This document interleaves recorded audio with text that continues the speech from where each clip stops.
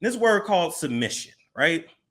Because apparently the biggest issue in the Black community or the communita, because we damn sure ain't no kind of united at all, is Black women ain't submissive enough. And submission, the definition is the action or fact of accepting or yielding to a superior force or to the will or authority of another person. So I'm gonna keep it real with you. That don't sound all that good. That don't sound all that good. Like that kind of sounds like a slave. And so I guess my question is, number one, do we really understand what submission is? And number two, why is that such a requirement in Black relationships? Well, here's the thing. I think that it's a requirement in Black relationships because it's the Black man's way to compensate for his lack of power and authority and superiority in society. And if it's one thing where if we go back to looking at the similarities between humans and all other species, if you look at all other male species, they obviously it's innate within them to crave authority and power. And so if he cannot actualize as a man, if any man can actualize as a man to where he can have authority and power over something or someone, then it messes up their psyche. Basically, there's a number of different behaviors they engage in order to compensate for that, and Black men engage in them. So I think submission is one way to say, look, I am dominant. Somebody is subservient to me. I have dominance over someone. But the problem from them is that in this type of society, it does not matter how many females you get to submit to you. If you have not proven that you can subdue or dominate another male group, then you're still going to be in the same position. Like you're still going to be seen as the lesser male. You are, because when I think about it, right? Number one, let's double back. They always use the excuse of, well, Christianity teaches, the Bible teaches, but it's like, look, you can't cherry pick the Bible. Either you're gonna follow everything that Bible says, or you really just you're just picking and choosing at that point, because technically a woman shouldn't even have to like leave the house to go work, to go do that, to go be under the authority of another man, and then have to come home and still be under the authority. Like it's out of order. So and then niggas ain't even getting married, and it's stupid. So I guess if I was to try to like put myself in a woman's shoes, if other men are dominating you, if you as a Black man can go outside and a white cop can shoot you and get away with it, and it is what it is, and we have to beg for your life. If we experience racism, which we do, but we don't really have a way to combat it. Like we're asking and begging to be seen as humans versus like dominating and showing our power. So how can the woman look up to the Black man and respect him and submit and say, I'm subservient, when we walk outside and that white man can do whatever he wants to do to you, or the Arab man, or the Asian man? Yep. Well, I think part of Black men's mindset has a lot to do with Black women, right? Because it's a symbiotic relationship, and I'm going to explain how. But first, I'm gonna say this: it's not safe nor smart for Black women to submit to Black men, because you will be submitting to a male who has absolutely no authority, no superiority, and no power in society. If someone can remove him from his home, stop him from actualizing as a male, and intimidate him from protecting that which is his, then it is not safe. It's not safe for women to submit to you, because you're saying submit to me, but I can't guarantee my presence to you, because there is a much more superior force out here that controls whether I live or die. So that's right there the issue. And it ain't Jesus. Jesus ain't the one on earth that's controlling whether Black men live or die. Yes. They will tell you themselves, I can't go build a community because the white man will destroy it. I can't take care of my family because the white man removed me from my home.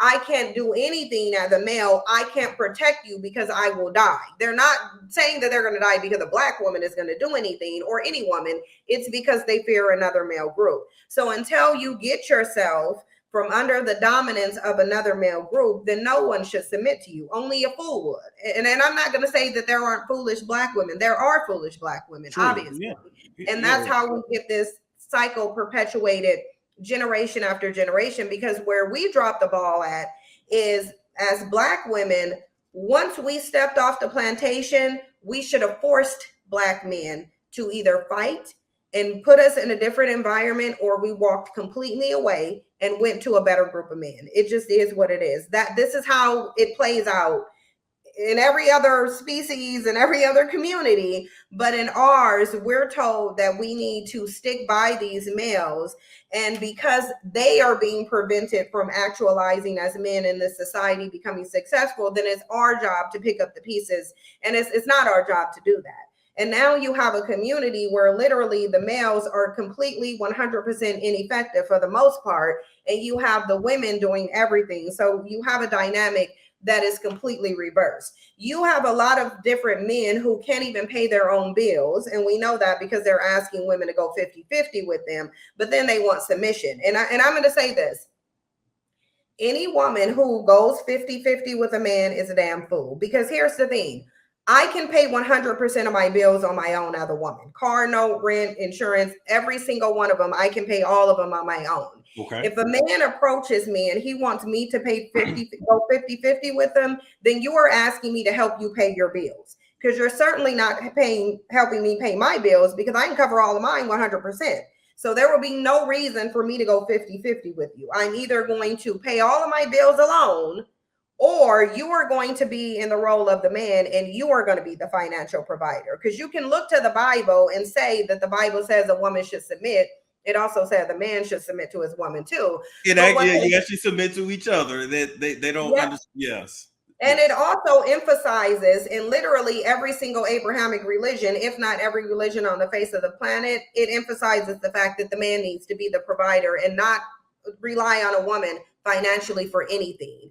Yes, she can agree to if she volunteers and she wants to, but there is no religion that talks about a man using a woman for financial help. So if he is asking you to go 50-50 with him, it is because he cannot pay all of his bills on his own. It just is what it is. I don't care how they pitch it. You can't pay your bills, so you want me to come help you pay them, and I'm not doing that. Now, I got a little pushback for you because you said a lot of men are asking for like 50-50. Mm-hmm. I dare say they're actually asking for like 80-20.